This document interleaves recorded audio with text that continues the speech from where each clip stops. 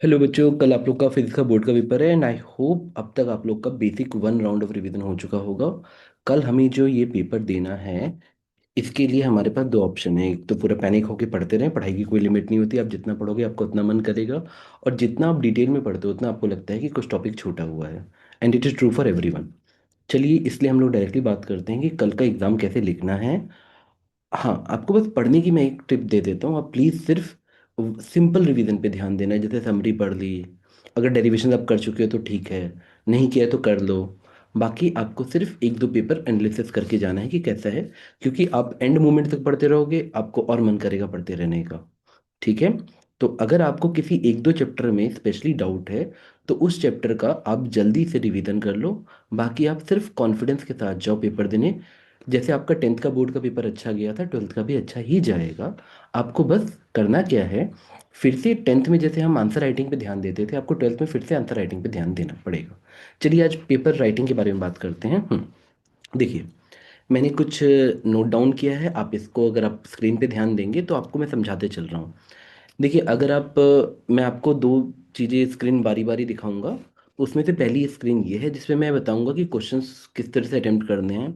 देखिए, अगर हम कोई भी न्यूमेरिकल कर रहे हैं तो बच्चे अब ट्वेल्थ में आ जाते हैं, बड़े मानते हैं, लेकिन टेंथ में आप लोग पूरा गिवन लिखते थे, रिक्वायर्ड लिखते थे, फॉर्मूला यूज लिखते थे, सब्स्टिट्यूशन विथ यूनिट्स लिखते थे। फाइनल आंसर में प्रॉपर, अगर देखिए यूनिट्स तो लिखनी ही लिखनी है, सिग्निफिकेंट फिगर का ध्यान देंगे तो अच्छी बात है। आपको मैं अभी टॉपर्स की भी कॉपी दिखा के अपने फाइनल वर्डिक्ट दूंगा कि उस पर कैसे आपको सोचना रहता है। और देखिए, डेरिवेशंस में डायग्राम का स्पेस जितना ज़्यादा होता है, आपका लिखने का स्पेस कम होता है। ट्रस्ट मी, वहाँ पे टाइम लिमिटेड है, तो टाइम मैनेजमेंट के लिए सबसे ज़्यादा डायग्राम इफेक्टिव होते हैं। आपने अगर डेरिवेशंस में एंड बाकी क्वेश्चन सॉल्विंग में कहीं भी वो कुछ पूछ रहे हैं and you have given the diagram instead of the writing, आपको ज़्यादा फायदा होता है। चलिए, diagram will be well labelled, pencil से ही बनाना। अगर डेरिवेशन है तो थोड़ी बहुत एजम्पशंस लिख देना, स्टार्टिंग इक्वेशन लिख लेना, और जंप्स बड़े बड़े मत लेना।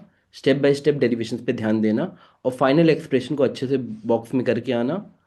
और देखिए, ये जो कुछ मैंने बच्चों को पर्सनली भी भेजे थे, lens maker formula, YDSC double slit वाला में तो शायद अब डेरिवेशन है नहीं कोर्स में, तो आप ये वाला हटा दीजिएगा। AC सर्किट इम्पिडेंस निकालना, इलेक्ट्रिक फील्ड डाइपोल, ये वाला हमें करके जाना है। देखिए, डायग्राम सही में इजी मार्क्स होते हैं। और ये जितने भी क्वेश्चन आएंगे AC सर्किट के, PN जंक्शन के, लॉजिक गेट्स के, इलेक्ट्रिक फील्ड लाइंस के, रे ऑप्टिक्स का, आप अगर डायग्राम बना देते हैं तो मार्क्स ज़्यादा मिलते हैं। थ्योरी में देखिए, आप एक्सप्लेनेशन दो तीन पॉइंट से ज़्यादा मत दीजिएगा। ये सारी चीज़ों को यूज़ कीजिए। जैसे हम डेफिनेशन लिख रहे हैं तो वन लाइनर लिखनी चाहिए हमेशा, ज़्यादा उससे बड़ी नहीं करनी चाहिए। आपका जो स्ट्रक्चर बनेगा, definition, working principle, mathematical expression, avoid paragraph writing, this is must. मैं आपको अभी एक राइट लाइव कॉपी दिखाता हूँ, आप इससे थोड़ा बेहतर समझ पाएंगे। देखिए, हम आते हैं यहाँ पे। हम्म, देखिए, ये है आपके एक लास्ट ईयर के टॉपर्स की कॉपी। देखिए, यहाँ पे उन्होंने एक मार्क से क्वेश्चन किस तरह से अटेम्प्ट किए हैं। क्वेश्चन के बगल में इन्होंने अपना ABCD लिखा है, जो भी करेक्ट ऑप्शन है या जो इनको लग रहा है करेक्ट है, but focus on the clarity. अब आगे बढ़िए। देखिए, कितनी क्लैरिटी है कि कोई, आप एक बार देखिए कि सारे ही वर्ड्स में कितना गैप है। FO एंड FE इतना दूर दूर लिखा है, स्मॉल कॉमा तक सब कुछ दूर दूर है। और देखिए, रफ शीट हमेशा बगल में है। रफ शीट हमेशा बगल में है। This is very good thing. अगर आप ऐसा करते हैं तो क्लैरिटी और मतलब टीचर्स के लिए कॉपी चेकिंग बहुत आसान हो जाता है। आप यहाँ देखिए, सेक्शन B में क्वेश्चन है, गिवन अच्छे से लिखा है, जो फोटो इलेक्ट्रिक इक्वेशन यूज होगी वो अच्छे से किया है। वैसे इसको बॉक्स में डालना चाहिए था, लेकिन देखिए आंसर पे इस बात का ज़्यादा स्ट्रेस है कि भाई सफाई से लिखा है। कुछ गलती हो भी गई है तो उसको चेंज करके किया गया है। आप नीचे आते जाएंगे, इसी तरह पूरा पेपर आप देखते रहेंगे। आप हर जगह ये देखेंगे कि बच्चे ने कहीं ज़्यादा लिखने की कोशिश नहीं की है। सेक्शन C का एग्जाम्पल लिख लीजिए। इसने डायग्राम बना दिया, खत्म, काम खत्म। कोई ज़्यादा एक्सप्लेन नहीं किया, हल्का सा एक दो स्टेटमेंट लिख दिया है। हर डायग्राम, ये CBSE की रिकमेंडेड कॉपी है, तो आप ये समझिए, ये मेरा पर्सनल ओपिनियन नहीं है। आप इसको इस तरह से सोचिए कि जो बच्चा वहाँ पे ज़्यादा जगह भरता है और सफाई से लिखता है, और कंटेंट सही होना चाहिए, हमें लपेटना भी नहीं है, उसको ज़्यादा मार्क्स मिलते हैं। और देखिए, अब ये बच्चा 10⁻⁻⁴ लिख रहा है, तो ये इंश्योर कर रहा है, ये इसका तरीका है कि वो पैरेलल लाइन टाइप का बना दिया कि this is the final answer, but आप बॉक्स करें तो बेटर रहता है। अब देखते जाइए, इसने सारे ही क्वेश्चंस में कहीं पे भी बड़े बड़े पैसेज नहीं लिखे। Half wave rectifier full wave rectifier में डिफरेंस पूछा है, देखिए इसने कितनी सफाई से लिखा है, डायग्राम्स को एम्फेसिस किया है। अभी भी आपके पास अच्छा खासा टाइम है, आप एक बार उन टॉपिक्स को रिफर कर लीजिए जो आपने नहीं पढ़े हैं, अगर कुछ हैं इफ़ देयर आर एनी। और अगर सारे हो चुके हैं तो प्लीज़ एक दो बार आप पेपर्स को देख के अपनी स्ट्रेटेजी बना के जाइए किस तरह से करेंगे। मैं आपको एक जैसे ये दिखाता हूँ कि जैसे मान लीजिए इस बच्चे से गलती हुई तो इसने काट दिया, फिर इसने दोबारा शुरू किया, देखिए, या और ऑप्शन अटेम्प्ट किया। तो आपकी सफाई वहाँ मैटर करती है, कितनी सफाई से आप लिख रहे हैं। अगर टीचर सफाई से देखता है तो वो आपको बेस्ट देगा। अगर आपका 55 नंबर भी करेक्ट है 70 में से, तो 55 तो मिलेंगे ही, बाकी जो 15 नंबर आप थोड़ा बहुत आसपास लिखोगे उस पर भी हो सकता है वो आपको 7-8 से ऊपर नंबर दे दे, या 10 नंबर भी इनफेक्ट। प्लीज़ एक बार इसकी क्लैरिटी देखिए कि कितनी क्लैरिटी से लिख रहा है। आपको मिली वोल्ट में मिली और वोल्ट के बीच में भी गैप मिलेगा, हर आंसर में यूनिट्स मिलेंगी। प्लीज़ इसके डायग्राम्स पे ध्यान दीजिए। डायग्राम्स पेंसिल से बनाए हैं, लेबलिंग थोड़ी बहुत पेन से की है, पर डायग्राम पेंसिल से बनाए हैं। मैं आपको एक चीज़ और दिखाता हूँ, देखिए कहीं पे भी आप ये नहीं पाएंगे कि इसने फॉर्मूला यूज ना लिखा हो। अब हाँ, ये चीज़ मैं दिखाना चाह रहा था आपको। मान लीजिए, देखिए आप लोग सब परफेक्शन के चक्कर में पेपर देते हैं, पेपर हमेशा ऐसा देना चाहिए कि 2 आवर 20 मिनट से 30 मिनट्स में you are done with the paper and you have 30 minutes remaining. उसमें आप कई बार 7 से 8 या 10 नंबर इंप्रूव कर सकते हैं। मैं कैसे बता रहा हूँ, देखिए इसका आंसर आया दिस थिंग। अब ये चाहता तो वहाँ पूरा इसको रूट में सॉल्व करता, नहीं, इसने वैसे ही छोड़ दिया। और कोई माइंड नहीं करेगा, टीचर्स को भी लगेगा लगभग सही है, तो उनकी वो अब तक का आपकी सफाई देखेंगे, उनका दिल अच्छा रहेगा, ज़्यादा नंबर दे देंगे। तो आपको ये सारी चीज़ें बाद में करनी होती है। अगर आपको कोई बहुत गंदी कैलकुलेशन करनी है, आंसर तक निकाल के छोड़िए, फिर अगले पे आइए।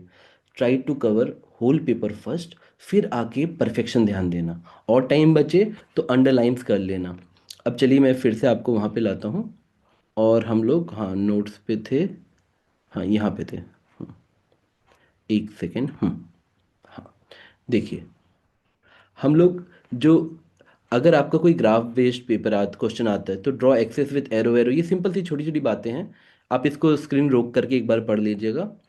देखिए टाइम मैनेजमेंट में जो पहला 15 मिनट आपको मिलता है पेपर पढ़ने के लिए, उसी में अपने पेंसिल से क्वेश्चन मार्क कर लीजिए कि आप पहले कौन से करेंगे, ये ऑब्जेक्टिव निपटा लीजिए।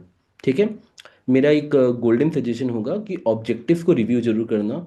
Objective have a different perception on teachers. अगर टीचर कोई कॉपी चेक कर रहा है और आपके ऑब्जेक्टिव सही होते हैं, तो वो मन में सोचता है कि बच्चा तेज है, और फिर वो आपको सपोर्ट करते हुए मार्क्स देता है। ये मतलब क्लियरली उनके मन में नोशन बैठ जाता है कि द चाइल्ड इज गुड। तो ऑब्जेक्टिव आप रिव्यू करना, और ऑब्जेक्टिव इजी भी आते हैं। तो make sure your objectives are correct. अगर आप या तो 15 मिनट में पहले क्वेश्चन मार्क कर लो कौन कौन से अटेम्प्ट करोगे सारे सब्जेक्टिव के, नहीं तो फर्स्ट 15 मिनट्स में आप पहले ये देख लो कि ऑब्जेक्टिव निपटा देते हैं। अब देखिए, आपको राइटिंग फॉर्मूला विदाउट एक्सप्लेनेशन इसको छोड़ना है। मतलब जैसे कई बच्चे फॉर्मूला लिख देते हैं और ये तक नहीं बताते हैं कि टर्म कौन से हैं, वो आपको बताना पड़ेगा। Not boxing the final answer, wrong significant figure, not drawing diagram in ray optics and all topics जिसमें भी डायग्राम को आपको लग रहा है नेसेसरी। अब देखिए यहाँ पे आपसे मेरी एक रिक्वेस्ट है कि अगर आप जब भी क्वेश्चन कर रहे हैं, जितनी hand writing neat and spaced रखेंगे, और हर आंसर के बाद आपको, देखिए ये बात बहुत सिंपल सी, हर आंसर के बाद आपको एक या दो लाइन और वही पैटर्न बनाना है। जो भी आप स्पेस दोगे आपको देते हुए जाना है, इस तरीके से आपको करना है। और एज ए फिजिक्स टीचर मेरा एक से होगा, आप बाकी सारे चैप्टर पढ़ लीजिए, लेकिन जो एक दो चैप्टर्स हैं जो आपको लेंदी लगते हैं, स्पेशली रे ऑप्टिक्स हुआ, स्पेशली ईएमआई हुआ, जो चैप्टर आपको लेंदी लगते हैं, उनका रात में आप सोने से पहले एक बार हल्का सा रिवीजन करके चले जाइएगा। बाकी आपको कुछ एक्स्ट्रा देखने की ज़रूरत नहीं। हाँ, अगर आपने कोई फॉर्मूला लिस्ट बनाई है तो उसको आप देख सकते हैं रात में सोने से पहले। और मान लीजिए फॉर्मूला लिस्ट आपके पास अभी पैनिक होके नहीं बन पा रही है, आप उसमें और ऐड करना चाहते हो, तो ऐसा मत कीजिए। Just read NCERT summary and done with, call it a day, खत्म। अब कल जाके अच्छे से कॉन्फिडेंस में पेपर देना है, और पेपर अच्छा जाएगा। बस इतना ट्रस्ट कीजिएगा अपने आप पे कि जब तुम आंसर राइटिंग में, आपको देखो एक सिंपल स्टेटमेंट बताता हूँ। हो सकता है आपके मन में विचारों की 70 आउट ऑफ 70 करना है, ठीक है, अच्छा विचार है। लेकिन अगर आप पेपर स्टार्ट, कोई भी पेपर, जैसे जेई मेंस भी आप लोगों ने दिया हो, कुछ भी दिया हो, जब हम पेपर इनिशिएट करते हैं ना, तो हमको ऐसा लगता है कि हमें ज़्यादा नहीं आता है। वो किसी के साथ भी होता है। फिर as you get into momentum, तुम्हें दिखता है यार ये क्वेश्चन मैं लिख तो सकता हूँ, थोड़ा आता तो है, पार्शियली आता है, फिर सॉल्व करते करते पूरा भी आ जाता है। तो आप लोग ये इंश्योर कीजिएगा, पहले से माइंड सेट लेके जाइए कि मुझे 70 में से 55 तो पक्का आता होगा या 50 प्लस पक्का आता होगा। पहले उसको सफाई से लिख लेना है जल्दी, फिर परफेक्शन ऐड कीजिएगा। कई बार वो 70 आउट ऑफ 70 पहुंचा देती है, और कई बार वो 65 66 तक भी ले जा सकती है। वो डिपेंड करता है उस दिन आपकी लक एंड ऑल्सो आपका कंटेंट। तो अभी भी टाइम है, थोड़ा कंटेंट पे वर्क कर लीजिएगा। पर राइटिंग शुड बी इम्पेकेबल, आपकी राइटिंग पे बहुत अच्छी होनी चाहिए। आई हैव सीन स्टूडेंट जो 70 में से 65 सही करके आते हैं and they get 48 marks, and I have seen student जो 55 54 करके आते हैं, दे गेट 60 प्लस। मतलब करके आते हैं लेकिन बाकी वो लिखते हैं। तो आपका कन्विक्शन की भाई कितनी सफाई से आप लिख रहे हो, क्लैरिटी कितनी है। और टीचर्स वहाँ आपकी हेल्प तभी कर पाएंगे जब आपको एक टाइडी और नीट कॉपी मिलेगी उनको, वरना वो आपकी हेल्प नहीं कर पाएंगे। बेटा फिर आपसे सिर्फ इतनी रिक्वेस्ट है, फिजिक्स का पेपर इनिशियली टफ लगता है, बट ट्रस्ट मी फिजिक्स का पेपर हर साल ऐसा ही आता है, and every time the marking is very lenient. तो आई ट्रस्ट यू गाइस कि आप लोग आंसर राइटिंग पे ध्यान देंगे। चलिए, ऑल द बेस्ट।